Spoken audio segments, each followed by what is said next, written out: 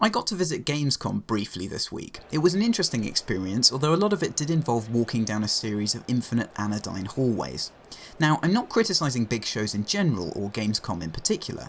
There were also some great games on show, but that didn't stop some of the more problematic elements of the games industry, particularly from an indie perspective, from coming through.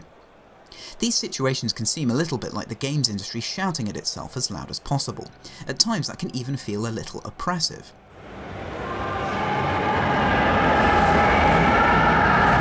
I promise that was genuine sound I recorded. Games can be imprisoned by their own strange value system. There's a mix of fringe interests with a simultaneous desire to appeal to well-defined and constrained demographics, trying to meet age-old needs as defined by marketing.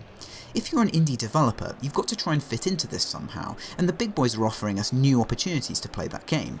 But if we're now part of this gigantic games industry machine, is there a danger of just getting swept up by rampant commercialism? Do we need to pull this alarm, warning us of the impending arrival of the dark angel of capitalism, former Limp Bizkit frontman Fred Durst? That was a stupid joke, sorry. I guess what I'm saying is that in the rush to play with the big boys, it's important to keep our identity. Everyone under the sun is now proclaiming their independence. There's nothing wrong with this, I definitely see this usage as being correct, but it's startling to see just how much indie has turned into a modern mainstream industry buzzword. Uniqueness and real depth are two things that indie games can contribute to an industry that's obsessed with appearances and loud noises. We've got to keep preserving that, even though some of us are making it to the big stage. I found my personal game of the show in this little booth here. It's called The Master Plan, and it's a really interesting squad-based tactical heist thing with slowy, downy, timey stuff like Max Payne.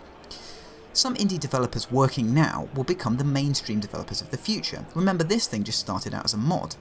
Games have a vast new audience now, and eventually a completely new form of gaming is going to come to dominate everything.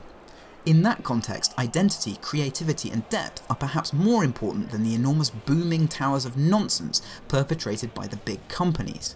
Instead of feeling utterly swamped and dominated by all this noise, oversaturation and complication in the games industry, we just need to stick to our guns, we just need to stick to our creative ideas.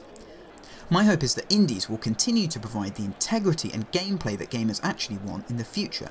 I don't know if that will happen because at the end of this video I was eaten by Sackboy and I died.